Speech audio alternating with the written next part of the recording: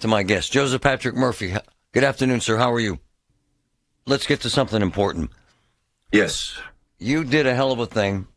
We had them both on the air, Ian and your client, who is? Luis. By the way, he actually did a brief interview. He speaks kind of broken English, but he was grateful.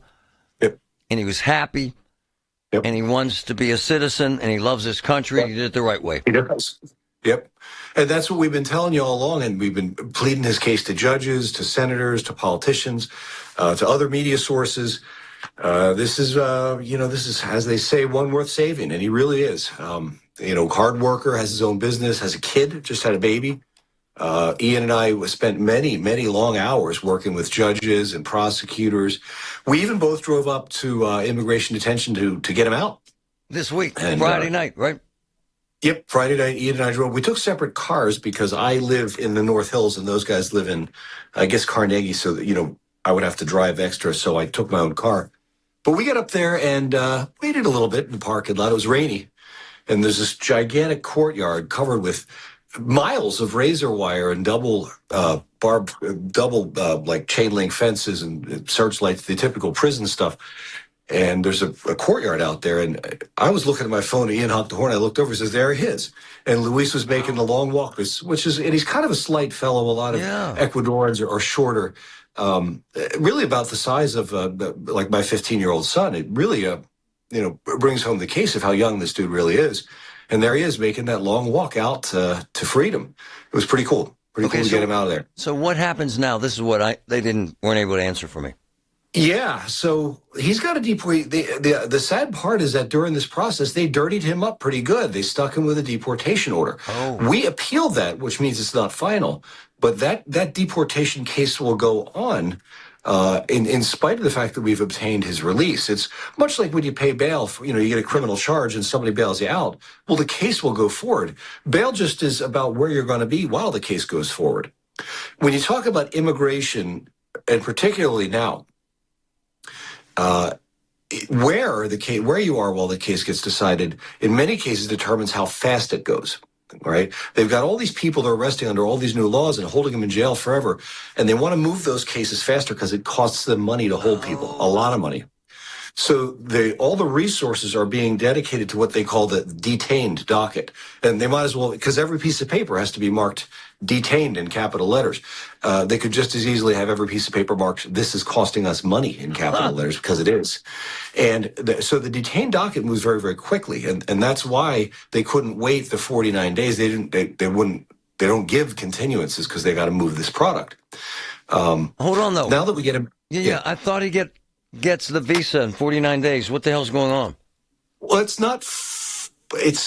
so there's something called the Visa Bulletin. It comes out every month, all right? We're on the May Visa Bulletin now. Probably in a week or two we'll be in the June Visa Bulletin.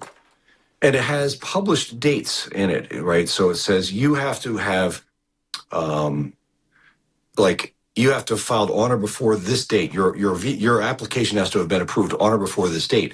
If it is on or before this date, then you can apply for a green card. If it is not, then you have to wait. The difference between these two dates right now for Luis is 49 days, but you don't get 1 day on the Visa Bulletin for every day that goes by in the world. There'd be no need to publish the bulletin, right? So, for example, from April to May, it didn't move at all. It was the exact same date on both of those days. And sometimes it can do what's called retrogression. It can go the other way. You can get further away.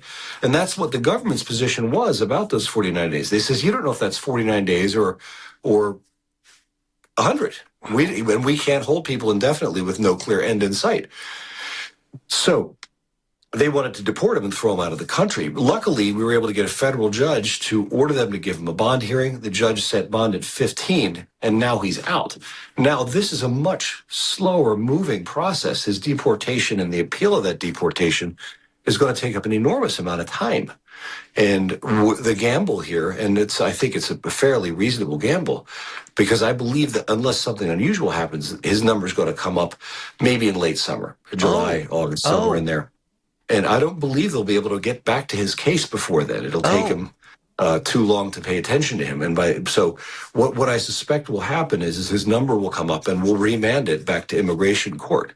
Now he does have a number, and we could have the judge adjudicate his green card application, bang a hammer, and give him a green card. But what a That's pain how in the those ass. happen.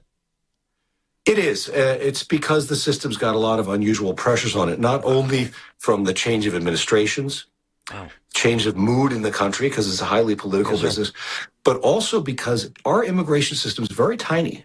It's not designed. I mean, when you look around it, like immigration resources, there aren't many. I mean, Pittsburgh's been an immigrant magnet for hundreds of years. We don't even have our own local immigration court. They took that away from us a couple of years ago.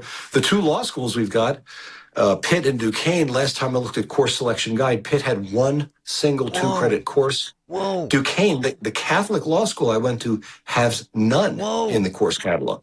So, this means that it's not on the bar exam. So the lawyers we have are not taught or tested about immigration. And here we are in the middle of this giant, something show, right? mess of a show that we have here going on, and we don't have the resources. I was listening to oral argument at one point this morning in a break.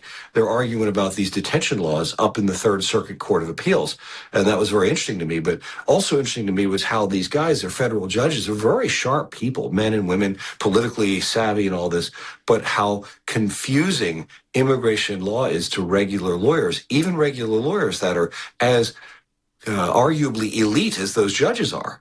The lawyers who are arguing this case we're having to do not only argue, but give a small tutorial on the law of bail bond and alien detainee classification. So it's pretty neat. Yeah. Wow.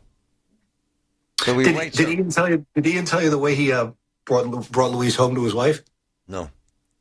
He stopped about a mile and a half from the house and put Louise in the trunk. No. The wife didn't know she was getting her husband back. And he goes over to the house because, he's been taking care of her. Oh, yeah. And he calls her up. He says, hey, I picked up something for you after work on Friday. Why don't you come out to the car and help me get it out? No.